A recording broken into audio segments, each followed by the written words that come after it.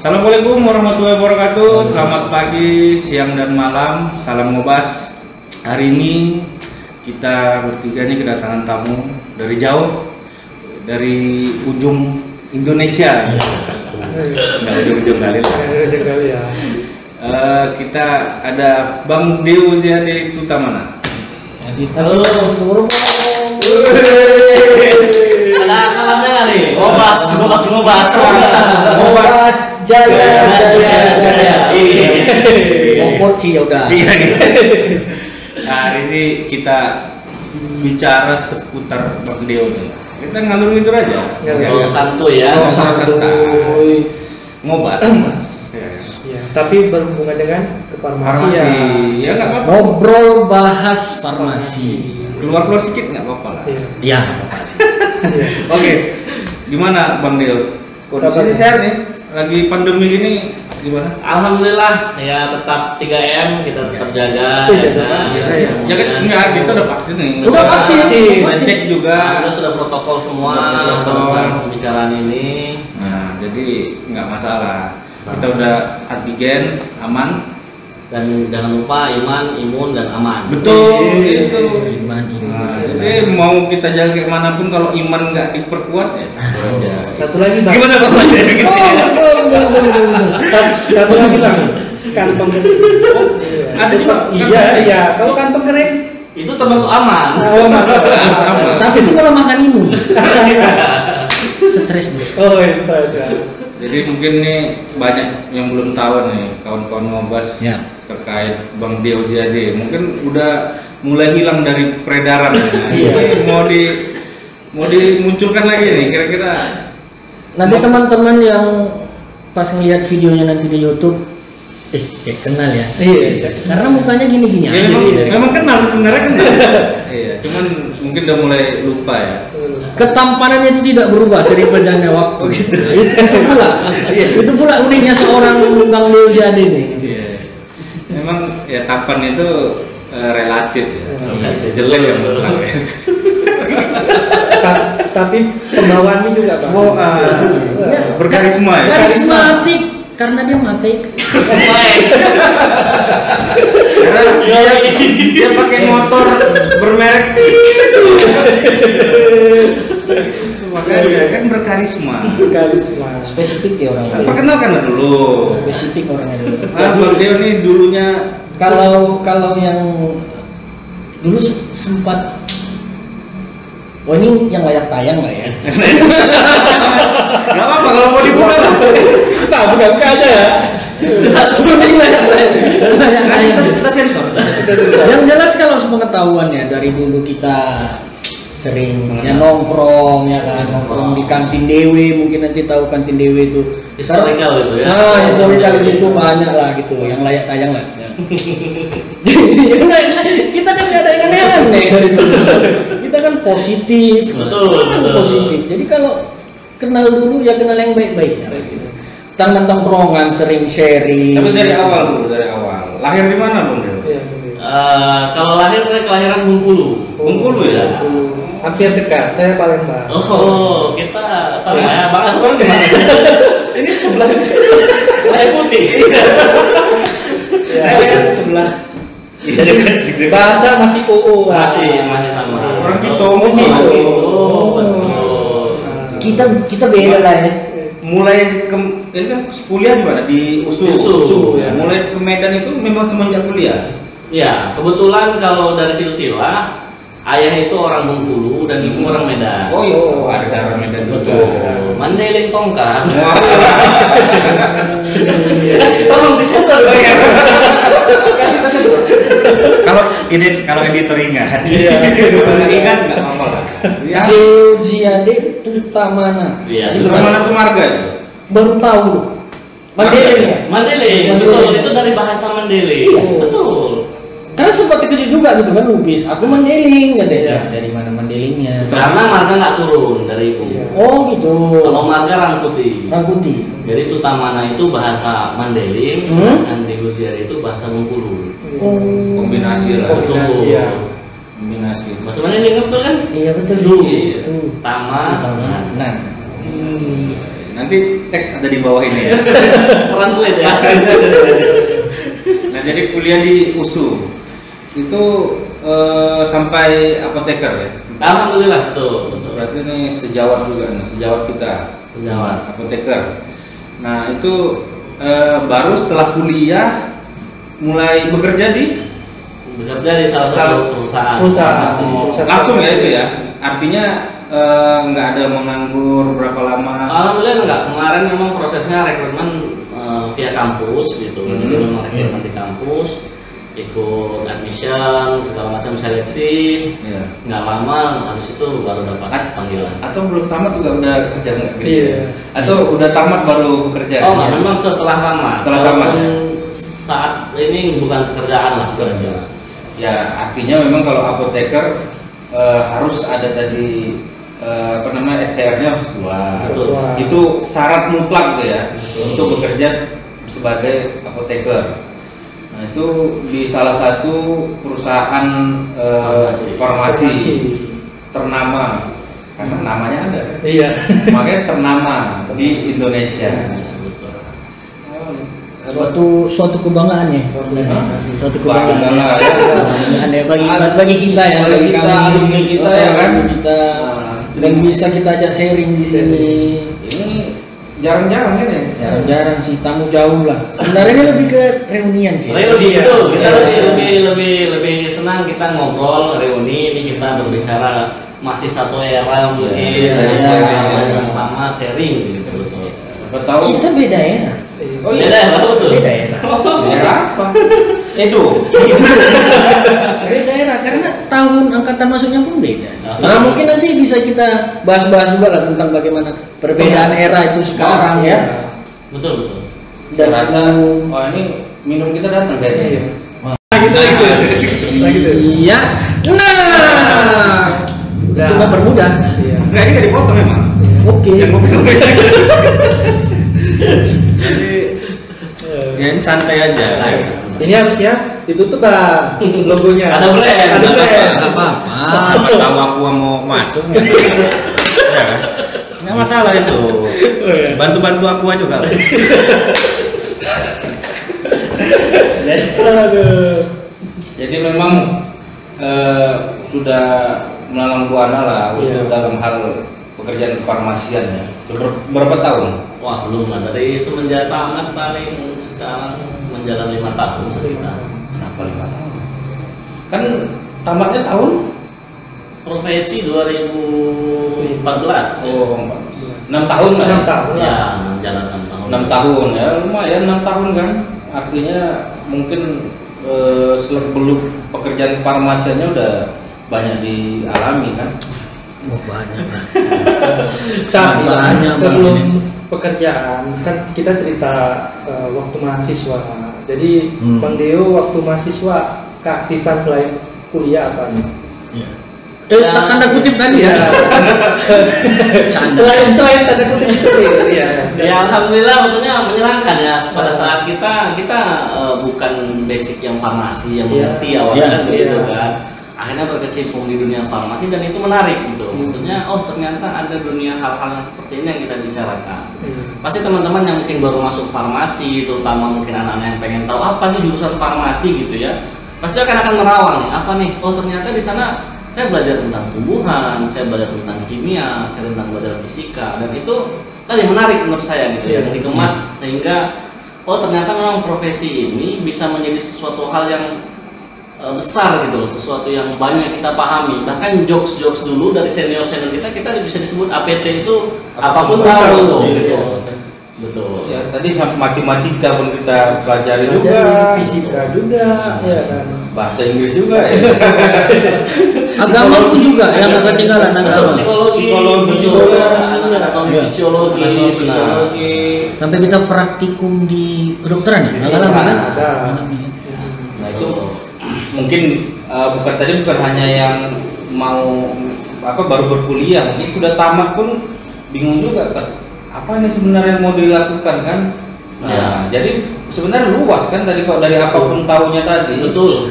Keilmuan kita itu luas. Nah, Tapi terkadang mahasiswa siswa yang mau masuk farmasi kadang lihat farmasi obat-obatan aja ya kan.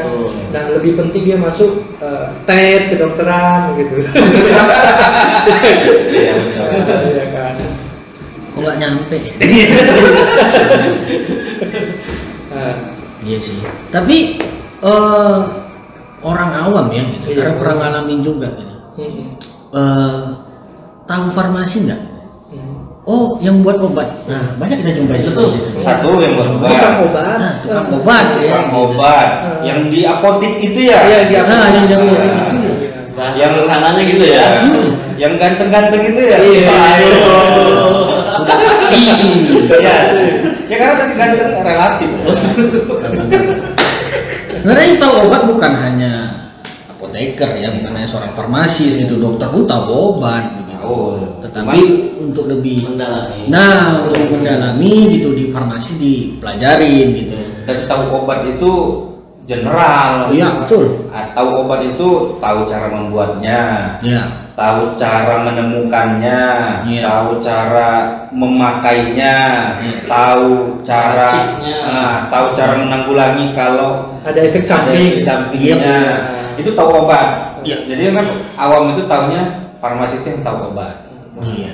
Tapi pengkategoriannya tadi cukup banyak gitu. Jadi ya artinya nggak sulit lah ya kalau untuk tamatan farmasi Untuk bekerja. untuk mencari pekerjaan ya, Iya. atau membuat pekerjaan. Betul, betul.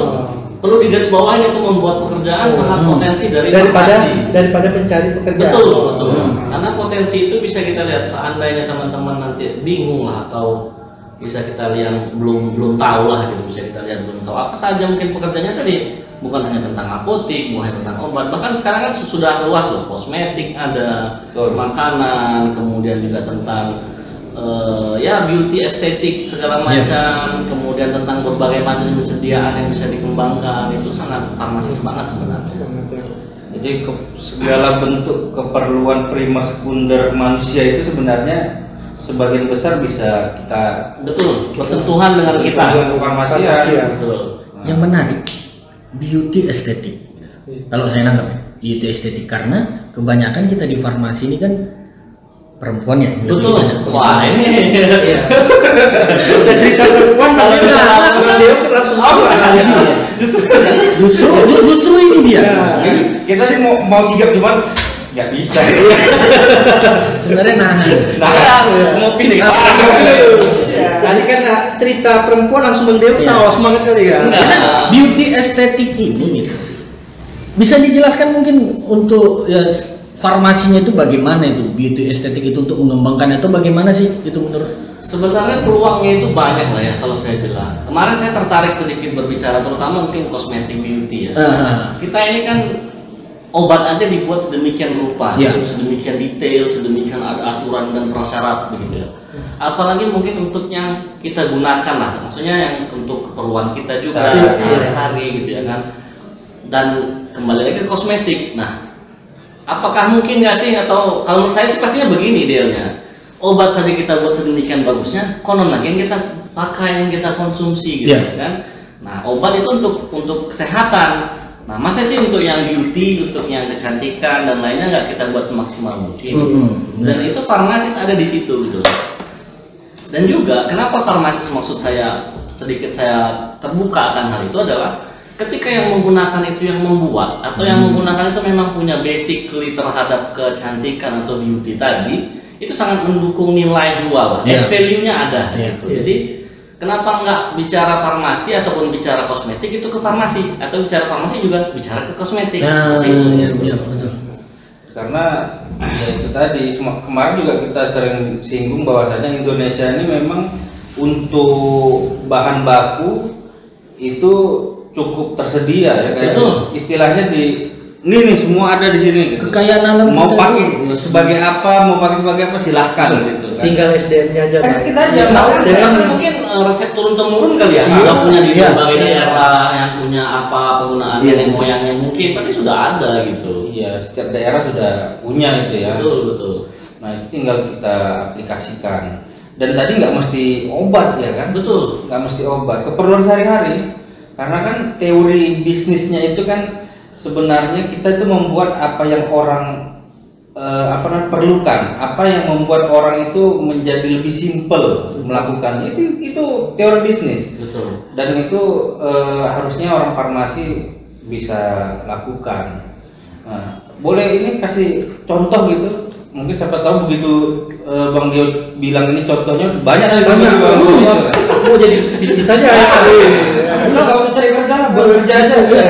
Karena farmasis yang banyak yang perempuannya gitu bisa dia meracik kosmetik untuk dirinya sendiri ya kayak gitu ya.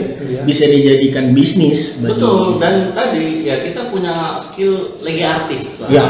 Lagi artis itu kan meracik dengan seindah-indahnya gitu ya kan. Nah, kalau dibilang ini sih mungkin sepengetahuan saya lah ya, sepenglihatan saya yang terjadi gitu. Ya banyak potensi dari kosmetik itu yang bisa diambil farmasi terutama tadi ya kan, misalnya ketika kita paham nih, oh efek dari bahan ini nih apa, ya kan? Kemudian dengan dosis seperti apa dapat digunakan dalam sediaan apa, itu sudah menjadi suatu formula yang mungkin teman-teman pikirkan, ini nih bisa nggak jadi sesuatu, saya yakin itu pasti bisa, karena trial and error itu pasti ada kan gitu. Sekarang apa nih kebutuhannya? Lipstick kah? Ataukah pelembab bibir kah? Atau apapun lah, saya juga kurang paham nih, karena bukan pelaku atau lagi pengguna ya. Saya bukan pengguna di sana. Tapi boleh aja. Ya, kita salah ya, pakai lipstick ya kan. Pelembab bibir, maskara atau apapun lah itu yang mungkin tadi bahan-bahannya. Dan saya beberapa ketemu orang gitu yang dia mungkin sekedar tahu bahan kimianya aja nih yang grade-grade bagus. Kemudian dia menciptakan itulah. Apalagi farmasi dong yang tahu bentuk sediaan tadi kita bilang, yang tahu mungkin nanopartikel, sustain release dan lain sebagainya, mungkin begitu. Bisa dikombinasikan seperti itu. Jadi kalau menurut saya malah yang mengambil opportunity itu, kesempatan di bidang-bidang itu justru bukan orang farmasi. Ya benar. Ya secara umum kita mungkin banyak bisa sebutkan, coba nggak mungkin kita sebutkan di sini kan. Yang mengambil kesempatan itu justru bukan orang farmasi. Betul. Nah itu kan cukup disayangkan. Mungkin Bang Matir nanti buat kuteks dari ya kan? Bisa jadi bahan apa? Dan ekstrak mungkin buah naga. Mungkin kan ya. Warna kan kita semua banyak tahu ya. Betul. Nah itu kita paham semua metabolit sekunder mungkin ini. Nah, gitu kan. dan Ini ilmu sedikit. Ya, dan mungkin hasil-hasil penelitian yang bisa kita tindak lanjutin sangat bermanfaat saya pikir. Jadi jadikan suatu produk barangkali ya. Betul. Mungkin kalau ada yang ibaratnya punya sumber daya finansial yang bagus, yang cukup ya, dan punya kemauan, mungkin tinggal search di repositori setiap kampus penelitian mahasiswa farmasi gitu. Ya tinggal tulis saja mana yang gampang nih ya, yang mana yang bahan bakunya kira-kira banyak tersedia. Mungkin kita buang-buang, ya kan? Mungkin pewarna kuning bisa dari bongkol jagung gitu-gitu kan, itu murah, bongkol jagung dibuang-buang gitu. Nah itu mungkin jadi ide atau bisnis. Banyak juga yang justru yang bukan farmasis ya, men-searching jurnal. Betul. Ya, jurnal farmasi dan dia dapat sendiri, oh ternyata bisa ada penelitiannya nih gitu ya. Sebenarnya mahasiswa farmasi ini mau untuk berbisnis, tapi yang maunya kita dari mahasiswa ya Pak dosen lah. Oh, ya, harapannya ini betul. Harapannya kita membuka pola pikir mahasiswa ketika kita mengajarkan, bukan cuma teori aja, tapi sedikit aplikatifnya ya, prakteknya. Dan kalau bisa ada wadah kampus, tiap kampus farmasi di Sumatera Utara punya wadah farmasi yang dikelola oleh apoteker, ya kan? Sehingga mahasiswa yang ingin berbisnis, membuka peluang pekerjaan, mereka bisa. Masalah wadah. Wadah. Saya juga sedikit mungkin juga terusik lah, atau mungkin tadi sesuatu yang menjadi perhatian kita. Saat ini memang kalau berbicara sesuatu itu sudah bukan lagi one man show menurut saya sih. Tapi memang kolaborasi itu penting. Nah, jadi juga mungkin dengan ajang seperti ini, ngobrol seperti ini, brainstorming seperti ini, itu kita menghasilkan sesuatu dan bisa berkolaborasi dari akademisi, dari praktisi, apapun itu bisa menjadikan sesuatu yang bermanfaat. Siapa tahu ada penonton kawan-kawan ngobas kan punya ide, ya nggak apa-apa, sampaikan aja. Iya. Kita Di komen mungkin di komen kita bisa follow up. kita buat usaha bersama. Kalau kurang modal kita carikan modalnya. Betul. Ya kan? Tenang lah, ini abang kita. Iya. Dari segi postur tubuh benar yang paling banyak. Enggak kan? Nah betul. Iya kan? Kan ada Sultan Andara. Oh, iya. Nah ini Sultan Sebuti nggak mas? Sebuti. Maksudnya itu kita kalau kita nggak mampu ada senior Oh iya. ya kan? Percuma ada senior ya kan? Ada senior kita udah mapan dan di atas mapan. Nah, Makanya sebenarnya perlunya itulah komunikasi sama senior ya. Itu Iya. sangat perlu. Ketika pun dulu masih zaman-zamannya mahasiswa ya, rangkul senior itu gitu. Betul. Karena ketika mereka itu bekerja gitu ya, mereka ada pengalaman segala macam, yang dicarinya itu justru adik-adiknya gitu. Yang dibiluan kan ya, adik-adikku yang mana-mana aja sih daripada sama orang lain kan begitu. Jadi perlulah dirangkul senior itu, jangan ya. ini mungkin nanti Ngobas itu ada project membuat obat tit untuk dari bahan tit. Nah, karena komposisi dan formula itu dirahasiakan. nah, itu mungkin seperti gitu, simpel aja, 1-2 bahan yang gampang mudah didapat kita jadikan produk. Iya. Nah, gitu. Mungkin project ini ya. Ya. Ikan lanjut lah ya. Oke, ya itu kalau Kita siap membantu. Siap. Kita siap. ini suka gini. Bantu ya kan? Iya bantu pasti bantu. Iya. Menyebarkan ide atau Ide. apa. Tapi ya bisa jadi dari konten ini mungkin nanti bisa menghasilkan sesuatu. Betul, bisa jadi. Gitu. Ya, sedang dipikirkan ya. Walaupun kita ya namanya ngobrol santai. Iya, ngobrol santai. Tapi ada juga ini loh. Gitu loh. Iya kan? Ya, siapa tahu menghasilkan. Iya. Kita bekerja itu wajib. Yap. Ya kan, wajib. Bermuamalah juga wajib. Ya. Usaha juga wajib. Nah, salah satunya ya tadi membuat produk atau meniru juga nggak salah. Mungkin meniru dengan modifikasi kan gitu. Modifikasi ada beberapa bahan yang dirubah atau digantikan. Nah itu jadi inilah mungkin masukannya kan untuk kita. Silakan mungkin teman-teman yang punya ide atau yang ada kepikiran sesuatu mungkin bisa kita bahas tindak lanjut komen gitu ya kan, atau mungkin by email atau ada kontaknya. Pokoknya ngobas jaya. Ngobas farmasi Yes.com. Bisa juga ke situ. Iya. Atau ke nomor kita 0811 XXXXXX. Ya kan siapa tahu kan ya. Betul.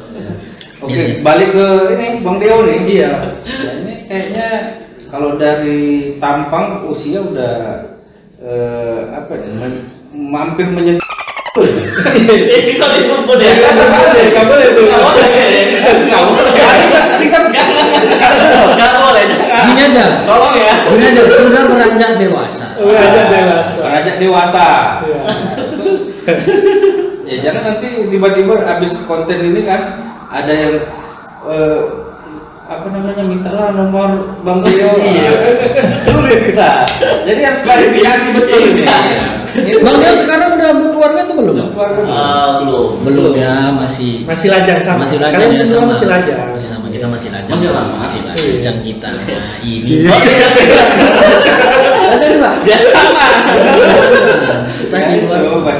Berarti kan ini apakah memang sibuk betul? Iya. Iya. Aktivitas berusaha gitu sehingga lupa Sesibuk itukah? sibuk itukah seorang apoteker ya kan?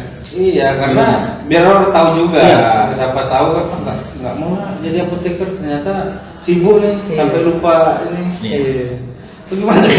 Kalau ada kegiatan-kegiatan yang bisa di-share gitu, kegiatan yang bisa di-sharing sehingga ya tidak terbagi untuk masalah hubungan ya yang lebih serius. Karena kan ngomong bahas. Iya. Ini ngomongin bahas farmasi harusnya. Gimana nih? Kali bahas Seling. seling. Ya, Ya mungkin belum ketemu gitu. Belum ketemu. Mudah-mudahan ya. Mudah-mudahan. Ya, kawan-kawan Ngopas siapa tahu. Belum ketemu ya. Kalau Instagramnya, Baik, nanti saya Instagram di bawah ada Instagram. kita masukkan. Bisa Bang di- Deo terbuka untuk umum. Iya. Ya kan? Jangan. Oh, jangan. Oh, jangan.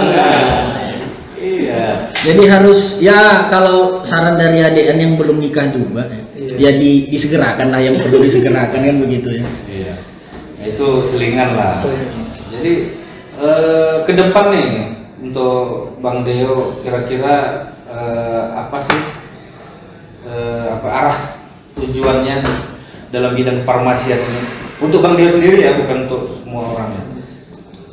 Ya tadi ya saya bilang farmasi itu menarik pertama, dan kita dan saya lah terutama gitu bisa melihat itu tuh lebih luas, lebih banyak itu dari setelah saat ini gitu. Ternyata ya banyak hal yang bisa dilakukan ke depannya, ataupun mungkin dengan basic kefarmasian kita terhadap ya mungkin kita mau ngapain tadi ya kan.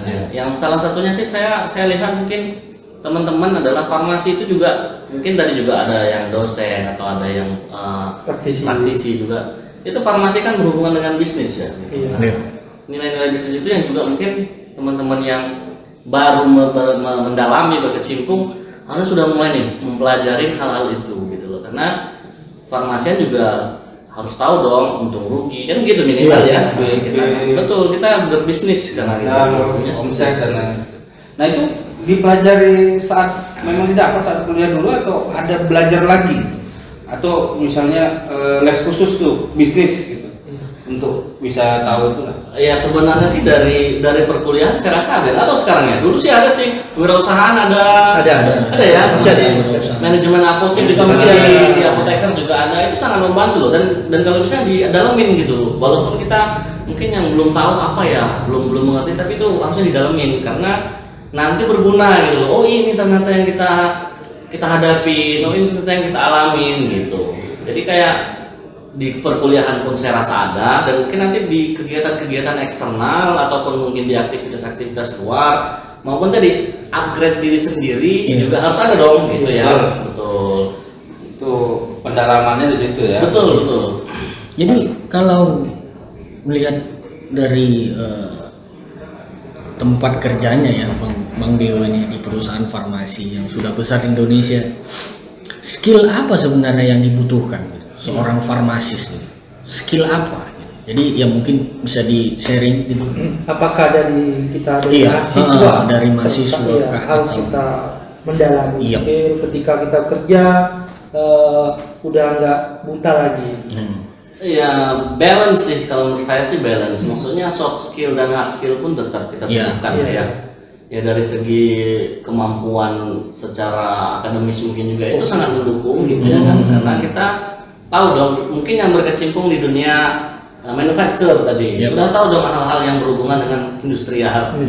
Sedangkan yang klinis juga harus sudah tahu dong secara teori penggunaan obat tadi, kemudian efek samping segala macam itu juga harus mungkin. Dan soft skill itu yang juga perlu kita asah, karena dalam dunia pekerjaan itu menurut saya juga bukan hanya sekedar hard skill tadi ya, balance harus soft skill adalah mungkin dari segi komunikasi. Kemudian juga dari ya kesiapan mental mungkin, dalam artian kita punya deadline mungkin kalau pekerjaan yang berhubungan seperti itu ya, karena ada standar mungkin, kemudian ada timeline mungkin. Artinya mampu berpikiran jernih pada kondisi tertekan. Betul, kan juga itu penting tuh. Betul. Mungkin pada apalagi mungkin nggak tahu saya mahasiswa sekarang mungkin begitu ada tekanan udah nggak sanggup gitu, mau mati Enggak.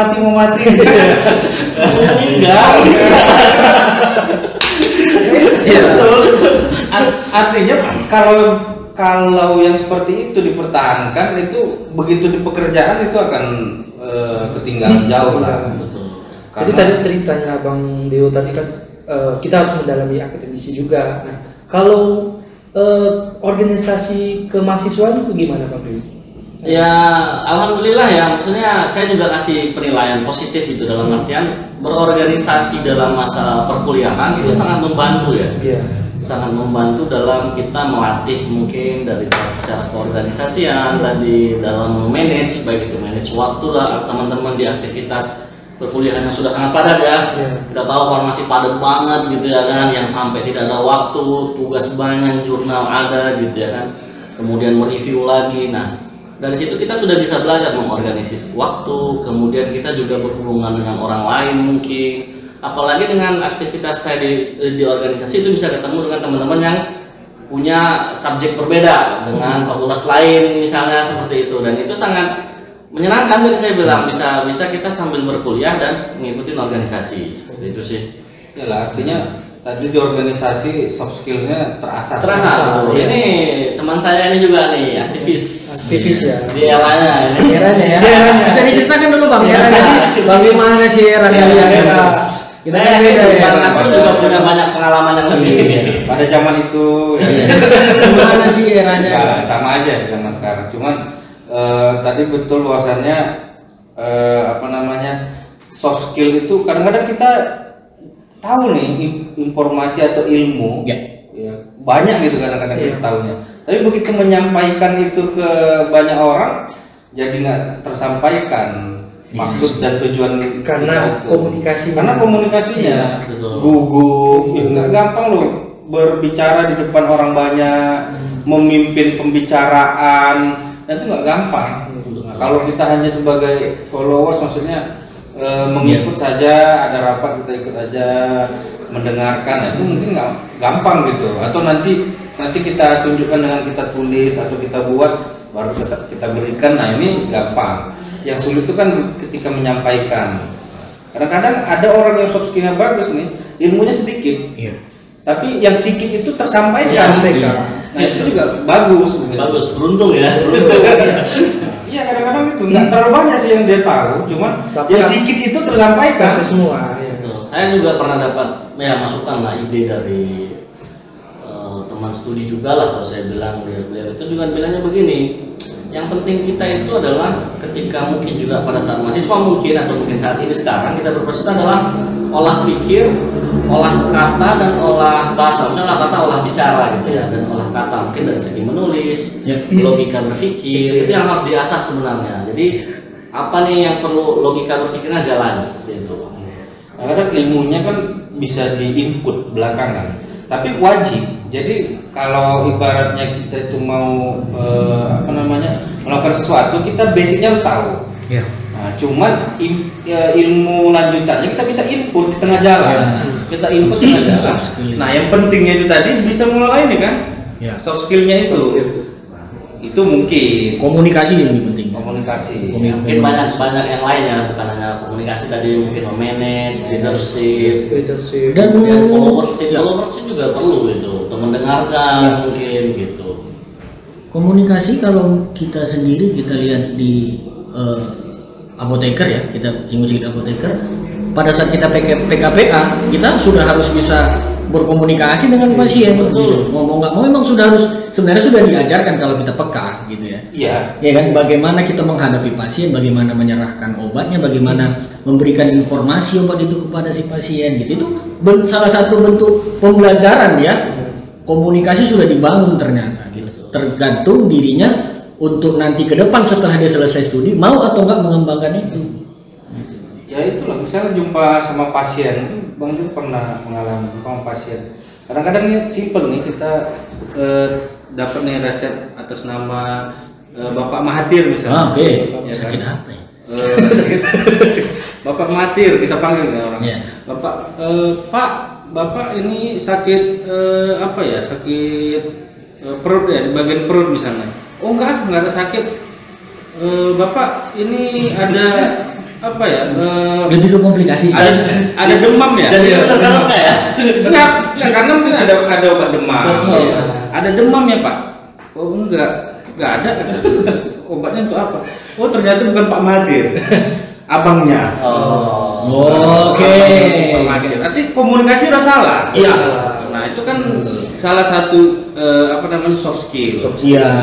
jadi komunikasi dibangun juga. Harus kenalan dulu. Bapak siapa? Oh saya Samsul. Nah, oh bukan Mahathir Pak. Iya Mahathir adik saya. Oh gitu. Oh adik saya. Oh Pak nanti bilang sama Pak Mahathirnya. Kan begitu. Itu baru terjalin komunikasi. Nah, walaupun ilmunya tahu kan ini obat demam, ini obat emah misalnya. Tapi salah komunikasinya. Kan sebenarnya ditanyakan itu ya awal-awal ya gitu kan, apakah resep ini untuk Tri-prime untuk question ya, ya? tri-prime question itu. Tapi memang membangun komunikasi itu juga ya pengalaman tadi pasti yang berbicara dengan pasien, menunjukkan rasa empati dan simpati itu penting loh, karena itu kita juga sebagai pasien dibegitukan, saya rasa lebih enak kita untuk berbicara. Dan jangan takut teman-teman yang apoteker ya, kali yang selama ini berada di balik layar, saya rasa sekarang sudah bisa menunjukkan kemampuan, kapabilitas teman-teman berada di depan dengan berkomunikasi dengan pasien. Itu tadi supaya jangan lagi image apoteker itu yang ini Di belakang layar. buat terbang, ya kan. Walaupun itu salah satu. Nah, tapi yang di depan layar juga harus munculkan. Ini sekedar berbagi pengalaman ya. Di apotek nih. Ini kembali ke komunikasi juga ketika PKPA. Ketika PKPA apotek siapa punya apotek? Siapa tahu ya kan? Tahu. Iya. Enggak tahu kita kan punya apotek. Ternyata ya dengan komunikasi itu gitu. Hasil yang diperoleh, dan itu menurut pribadi ya. Mungkin pada saat itu kan belum jadi apoteker juga gitu, masih PKPA masih ya melayani pasien di depan gitu. Kita komunikasi dengan si pasien gitu. Kita sampaikan semua. Sampai si pasien itu, ini saya alami sendiri, dia menyalam gitu. Saya merasa bangga loh. Makasih ya Pak. Terkadang salah sebut. Bukan Bu, saya apoteker. Saya sampaikan itu. Saya apoteker. Itu termasuk bangga, dan saya ceritakan juga sama orang tua gitu. Dan gini. Si pasien itu ternyata puas gitu dengan penyampaian kita, dan dia merasa oh kayak gini, ternyata ada seorang apoteker yang memberikan informasi dan mau apa ya bahasanya kalau mengayomi dah empati gitu. Justru sama harusnya setiap profesi itu ada diwajibkan pemberian empati. Dalam hal mungkin di profesi lain itu ada istilah pasien itu adalah kita sendiri. Jadi itu bentuk empati. Anggaplah pasien itu adalah psikologi komunikasi. Kita bisa jadi tahu gitu ya. Ya, tetapi kita harus juga kadang kayak Mahathir tadi bilang bahwasannya ucapan terima kasih walaupun salah sebut terima kasih gitu kan. Ya, tapi kita jelaskan. Makanya pertama saya waktu PKPA juga ya harus memperkenalkan saya apoteker. Betul. Nah, kalau kita tidak memperkenalkan, kita komunikasinya bagus, ketika endingnya akhirnya ucapannya tadi terima kasih. Nah, ini sampai ibu itu menyalam terima kasih ya Pak. Makanya saya aduh ya Bu. Gitu. Terima kasih ya Pak. Ada. Atau ya masa nggak bayar? Beli obatnya. Itu kekasih. Kekasih. Makasih. Ada anaknya ya kayaknya. Betul, gara-gara single mungkin kan. Mungkin Bang Deo ketika PKPA itu ada hal-hal seperti itu ataupun ada pengalaman yang lain mungkin, karena PKPA ada aja sih yang masing-masing ada pengalaman. Ya, kalau saya sih yang menariknya mungkin kemarin juga sempat PKPA di apotek, juga jadi tahu tuh bahwasannya farmasi mungkin bukan hanya yang berada di depan ataupun juga yang sebagai konseling, tapi juga sudah mengatur dari segi pengadaan barang, kemudian beberapa manajemen apotek, itu kita sudah harus tahu tuh, karena yang kita jalankan tadi juga bisnis, kita juga pelayanan gitu, kita juga pelayanan, kita juga servis. Jadi memang ketika PKPA itu membuka hal-hal yang seperti itu, sepertinya seperti ini. Kemudian PKPA di industri juga mendapatkan hal-hal insight yang lain tuh.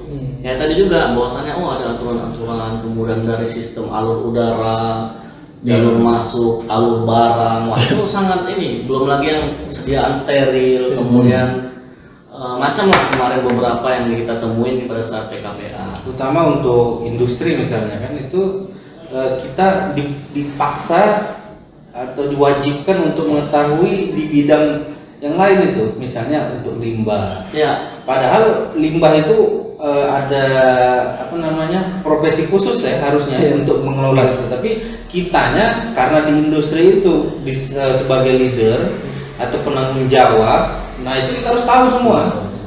Teknik juga kan harusnya Pak ada bidang teknik, atau kalau apa namanya untuk barang-barang medis misalnya ada atom. Nah itu kita juga harus tahu sebagai apoteker, karena di industri itu apoteker itu sebagai leader lah, leader mau dari QC, leader QA, leader produksi leader juga, bahkan sampai penanggung jawab.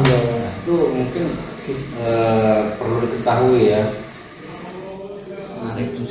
Tapi begini sebenarnya yang ingin saya tanyakan sebenarnya, karena kan sebenarnya saya termasuk orang yang sangat respect dengan beliau dari dulu saya sangat respect. Terus bukan kemari ya, jadi yang ingin sebenarnya mau nanya pendapat ini. Dulu zaman dulu apoteker kan ujian kompetensi itu masih formatif, bukan sumatif. Sedangkan sudah sumatif gitu. Sebenarnya mau menanya pendapat gini, mau menanyakan bagaimana menurut Abang ketika yang di zaman Abang yang masih formatif, yang di sini yang sekarang sudah sumatif, sudah sampai ada OSCE sekarang. Betul. Tapi itu belum sumatif, masih formatif juga. Ya. Jadi pertanyaannya, dari kita tadi berbicara skill, berbicara soft skill segala macam gitu, itu ada pengaruh nggak sih kalau menurut Abang? Ya secara kompetensi itu berpengaruh ya, karena kan tadi kita ini kan organisasi profesi,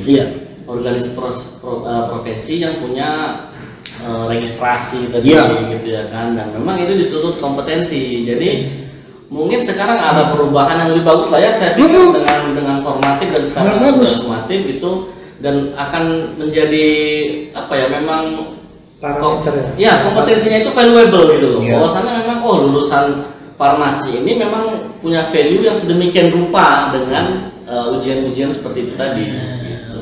Ya karena ya tadi yang diperlukan kan ilmu tetap perlu kan, itu kompetensi ilmu. Nah OSCE itu melatih soft skill.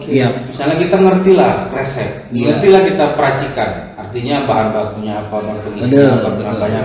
Nggak tahu kita cara mencampurnya, nggak tahu kita cara kuat pelan yang menggerusnya. Nah ini kan berpengaruh, itu soft skill namanya. Makanya saya tanyakan tadi, karena saya masuk sudah merasakan itu gitu.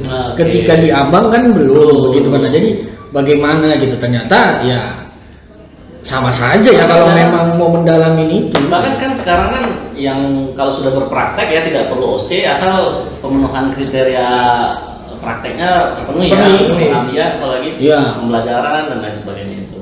Ya itu intinya dua itulah, kalau berarti kan kita simpulkan kan ilmu tuh penting.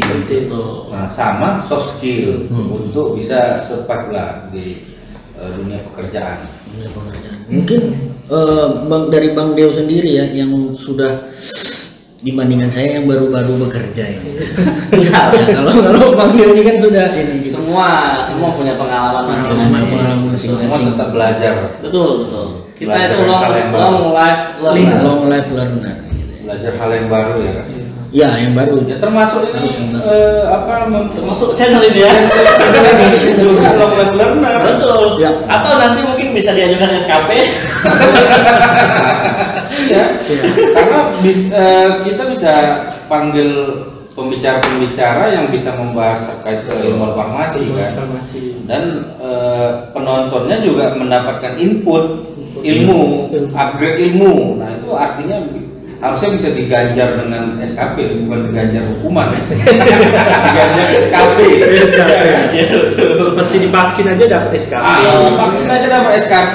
Masa mengambil ilmu dengan metodenya yang berbeda. Masa nggak mendapat SKP? Itu perlu dipertimbangkan juga.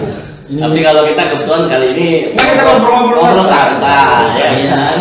Kalau toh ternyata dapat ilmu ya, alhamdulillah. kalau nggak ada ilmu aja, kalau nggak dapat ilmu apa, Silakan diambil ilmunya. Silakan ya, diambil semua ilmunya. pasti ada. Ya, walaupun tadi Apa ada yang cakap-cakapnya dapat menyimpang, bercanda. tapi bercanda, Itu tapi hanya gurau-gurau ada aja. arah-arahnya kefarmasian, keilmuannya. Iya. Oke bang, Ya itu Mungkin manfaat. terakhir ya, Terakhir ya. terakhir pertanyaan itu karena banyak yang mau ditanya sebenarnya.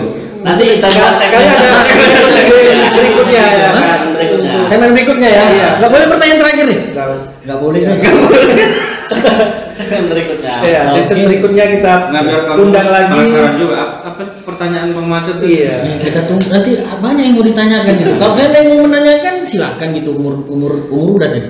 Iya. Umur udah. Kalau ada yang mau ditanyakan sama Bang Deo, tulis di kolom komentar. Di season 2 kan kita sampaikan. Sampai. Yang nonton ini, yang Atau masih langsung ini pasti tahu lah. Iya, langsung di announce aja di. Iya. Atau Instagramnya bang? Ya. Ya Instagram kita tampilkan. Karena mungkin banyak yang lihat muka Bang Dio ini yang dulu rindu lihat muka. Bisa dilihat sekarang gitu. Oh, ada lagi orang lagi. Masih ya. Bang, Masih Saya nggak pantas untuk dirindukan kan, tapi saya merindukan kehidupan kampung. Oh, ya, ini kan dosen-dosennya. Yang lihat ini ada 2 jenis. Oh, Bang Ridho kangen. Masih hidup nih orang ya. Sohib ya. Iya. Karena itu tadi tanda kutip tadi. Jadi apa tanda kutipnya season kedua? Iya. Oke. Kita akhiri sesi pertama ini ya kan. Mudah-mudahan doakan dan beri saran di kolom komentar. Dukung terus channel ini ya. Dan terus channel Ngobas Farmasi. Karena kapan lagi farmasi untuk bisa eksis di dunia digital seperti itu. Nah, kita akhiri. Assalamualaikum warahmatullahi wabarakatuh. Selamat pagi, siang dan malam. Salam Ngobas. Salam obat. Jaya.